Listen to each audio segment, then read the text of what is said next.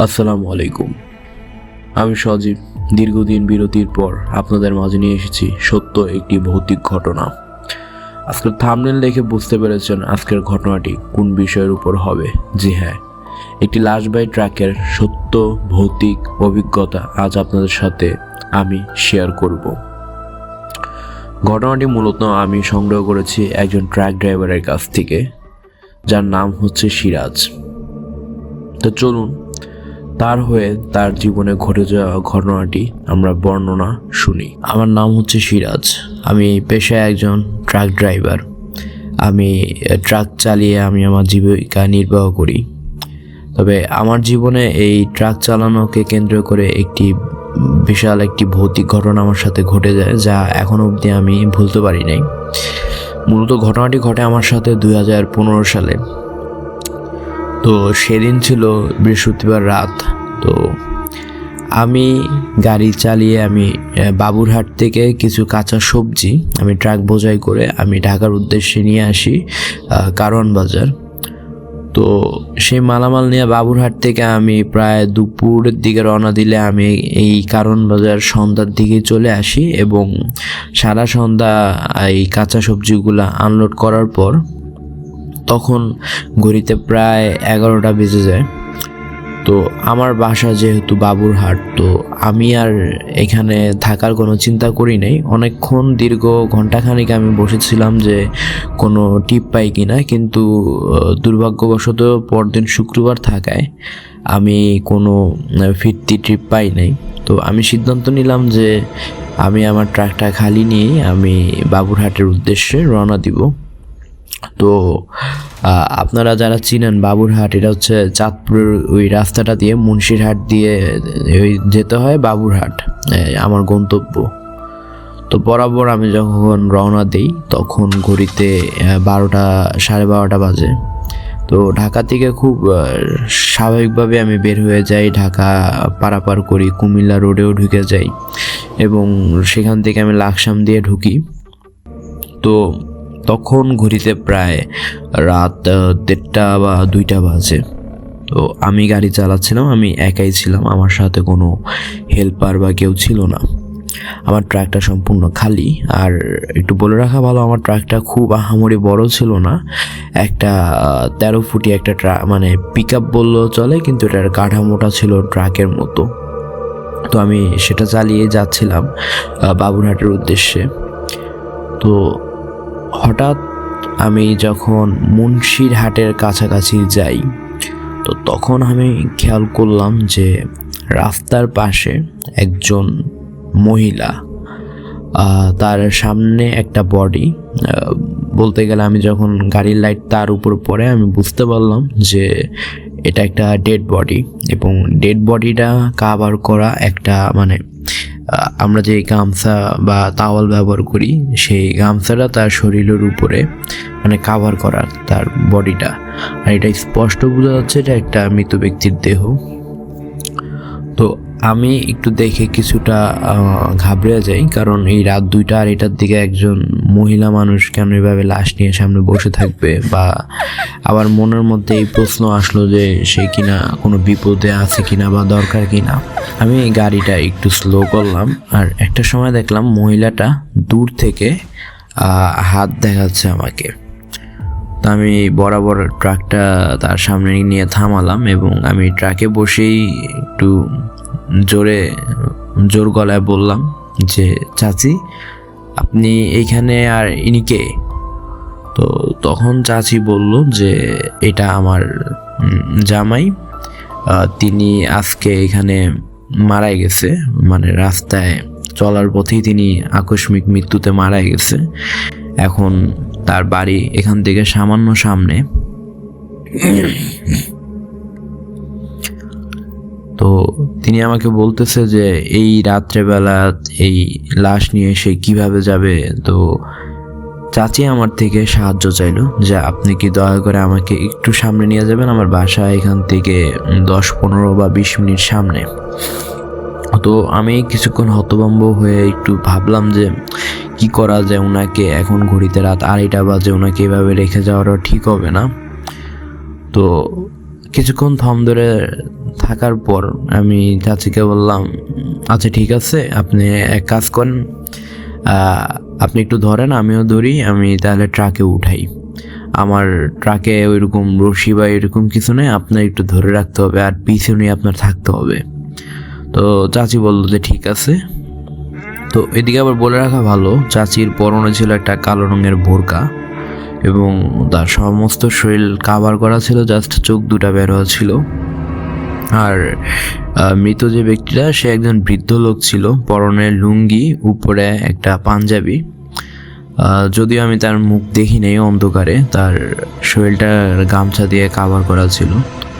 তো আমরা ধরাধরি করে ওই ডেড বডিটাকে ট্রাকের মধ্যে উঠাই এবং চাচিকেও ট্রাকে উঠিয়ে আমি আল্লাহর নাম নিয়ে গাড়ি চালানো শুরু করি। তো মূল ঘটনা শুরু হয় এখান থেকেই। আমার গাড়ি যখন চলছিল আমি হঠাৎ অনুভব করলাম যে গাড়ির ওজনটা ধীরে ধীরে বৃদ্ধি পাচ্ছে। মানে আমি মনে হচ্ছে যেন আমি খুব বোঝাই কিছু মাল নিয়ে আমি যাইতেছি, এরকম আমার অনুভব হইতেছে। আর আমার গাড়ির গতিতেও কিছুটা বেগ পাইতেছিল। তো তখন বুঝলাম যে না, এরকম লাশ টাশ নিয়ে গেলে না শুনে গাড়ি ভার হয়ে যায়, হয়তো বা সেটা হইতে পারে। তো আমি ওইদিকে আর নজর দিই নাই, আমি গাড়ির গতিটা কিছুটা কমায় দিই এবং খুব ধীরে সুস্থে গাড়ি চালাচ্ছিলাম। এবং একটু পরপর গাড়ির আমার ট্রাকের যেই মিরর গ্লাসটা সেখান দিয়ে আমি দেখতেছিলাম যে তারা কি করতেছে। তো আমি দেখতেছি মহিলাটা ওই ডেড বডিটাকে ধরে বসে আছে। তো আমি এরকম প্রায় 5 থেকে 10 মিনিট আমি এভাবে চালাই মনের মধ্যে একটু ভয়ও কাজ করতেছিল, কারণ কখন আমি এই ধরনের কাজ করিনি বা লাশ নিয়ে যাই নাই। তো একটু ভয়ও কাজ করতেছিল। তো এভাবে প্রায় আধা ঘন্টা আমি চালানোর পর তখন ঘড়িতে 3টা বা 3:30 বেজে যায়।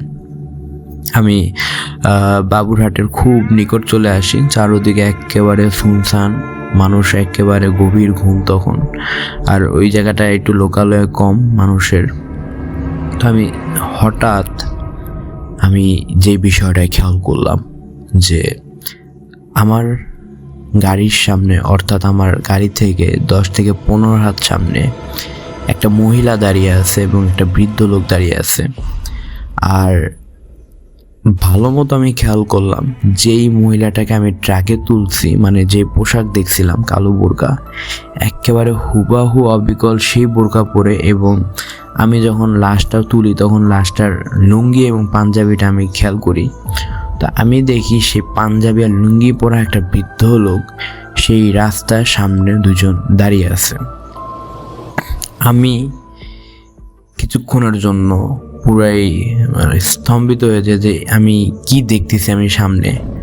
তখনই আমার নজর পড়ে গাড়ির যে মিডিল লুকিং গ্লাসটা সেটার মধ্যে, এবং তখন আমি যে জিনিসটা খেয়াল করি যে আমার সামনে যে দুইজন রাস্তায় দাঁড়ায় আছে, যেভাবে দাঁড়ায় আছে ঠিক একইভাবে এই গ্লাসের মধ্যে, আমার ট্রাকের মধ্যে ওই ডেড বডিটা এবং ওই মহিলাটা দুজনেই সেমভাবে দাঁড়ায় আছে। এবং ওই লোকটার শরীর থেকে গামছাটা সরে যায়। তার মুখমণ্ডল ছিল পুরো ধবধবে, মানে রক্ত ছাড়া মুখমণ্ডল যেরকম হয় ঠিক তেমন ফ্যাকাশে একটা চেহারা। এরা দুজন অন্ধকারে ট্রাকের মধ্যে দাঁড়ানো এবং রাস্তার সামনে দাঁড়ানো।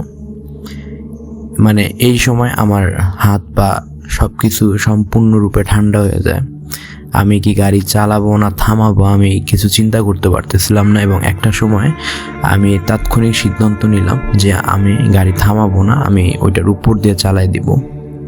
এবং আমি সেটাই করি, আমি তাদের উপর দিয়ে গাড়িটা চালায় দিই। কিন্তু আমি যে জিনিসটা অনুভব করি যে আমি যে তাদের সাথে ধাক্কা লাগছে, এই ধরনের কোনো অনুভূতি আমি পাই নাই। মনে হয় যেন কোনো একটা ছায়ার সাথে ছায়ার উপর দিয়ে গাড়ি চলে গেছে, এরকম একটা অনুভূতি হলো। এবং আমি খুব জোরে জোরে সূরা এবং দোয়া দুরূদ পড়তে লাগলাম এবং গ্লাসের দিকে তাকিয়ে দেখলাম যে পিছনে যেই দুইজন, একজন মহিলা একজন পুরুষ ছিলেন, তাদের দুইজনেরই পোশাক সব কিছু পরিবর্তন, একেবারে নিখোঁজ, মানে ভূতে দুইটা কালো অবয়ব গাড়ির উপরে মানে আমার ট্রাকের মধ্যে দাঁড়ায় আছে এবং তার মুখমণ্ডল কোনো কিছুই স্পষ্ট বোঝা যাচ্ছে না। এই জিনিসটা দেখে আমার হাত পা টোটালি কাঁপাকাঁপি শুরু করে দেয় এবং আমি গাড়ি খুব কষ্ট করে গাড়ির ব্রেকটা ধরে রাখি এবং আমার সেন্স যা একটা অবস্থা। এমন সময় আমি হঠাৎ খেয়াল করলাম যে আমার পাশের সিটে একটা মানুষ আকৃতির একটা অবয়ব চট করে সামনে হাজির হয়ে গেল আমার পাশের সিটে। এবং সেই জিনিসটা দেখার সাথে সাথে আমি আমার গাড়ির যে নিয়ন্ত্রণ, সেই নিয়ন্ত্রণটা আমি হারাই ফেলি এবং আমি ওই বাবুরহাটের রাস্তার একটা পাশের খাদের মধ্যে আমি ট্রাক নিয়ে পড়ে যাই। এবং যখন আমার জ্ঞান ফিরে বা আমার চোখ খুলে, তখন আমি আমাকে একটা বাড়ির বিছানায় আমি আবিষ্কার করি এবং আমার শরীরে বেশ কিছু জায়গায় কাটা ছেঁড়া হয়েছিল। তখন আমার পাশে বেশ কিছু মানুষও বসা ছিল, তো তাদেরকে আমি জিজ্ঞেস করি আমি এখানে কিভাবে আসলাম। তো জবাবে তখন তারা বলল যে আমাকে নাকি তারা একটা পাশের ক্ষেতের ভিতর থেকে আমাকে উদ্ধার করে এবং একটা ট্রাকের ভিতর থেকে। তো তখন আমি জিজ্ঞেস করলাম আমার ট্রাকের কথা, তো তারা বলল ট্রাকটা উল্টে গেছে, একটু দুমড়ে মুচড়ে গেছে। আর আমাকে সে ট্রাকের মধ্যে পেয়েছিল আর আমার হাত কাটে, মাথায় খুব আঘাত লাগে এবং কোমরে খুব আঘাত লাগে। তো আমি তখন ওই গ্রামবাসীকে সম্পূর্ণ ঘটনাটা খুলে বলি যে এরকম একটা ঘটনা আমার সাথে ঘটে এবং সেটার জবাবে সেখানে একজন মুরব্বী বলে ওঠে যে এই রাস্তায় নাকি আজ থেকে কয়েক বছর আগে একটা বৃদ্ধ লোক এবং একটা বৃদ্ধ মহিলা নাকি এই রাস্তা যাতায়াতের সময় রাস্তায় অ্যাক্সিডেন্ট করে এবং ঘটনাস্থলে তারা দুজনেই মারা যায়। এবং তারপর থেকে নাকি রাতের বেলা যারা এই রাস্তা দিয়ে গাড়ি চালা যায় তারা এই জিনিসটা নাকি মাঝে মধ্যে খেয়াল করে এবং আমি সেই জিনিসটাই খেয়াল করি। তো এইটাই ছিল আমার জীবনে ঘটে যাওয়া একটি বিশাল বড় এবং কোনো ব্যাখ্যাহীন একটা ঘটনা। আমি জানি না এইসব বিষয়ে আমার বিশ্বাস ছিল না, বাট এই জিনিসটা আমার চোখে যখন ঘটলো আজও আমি এই বিষয়টা ভুলতে পারি নাই। তো এটাই ছিল আমার ঘটনা। আশা করি আপনাদের প্রত্যেকের আজকের ঘটনাটি ভালো লাগবে এবং যদি আমাদের ঘটনাগুলো ভালো লাগে আমাদের চ্যানেলটিকে সাবস্ক্রাইব করবেন, ফলো দিয়ে রাখবেন এবং নতুন নতুন ঘটনা শোনার আমন্ত্রণ জানিয়ে আজকের জন্য আমি বিদায় নিচ্ছি। তো সবাই ভালো থাকবেন, সাবধান থাকবেন এই রহস্যময় দুনিয়া হতে। আসসালামু আলাইকুম।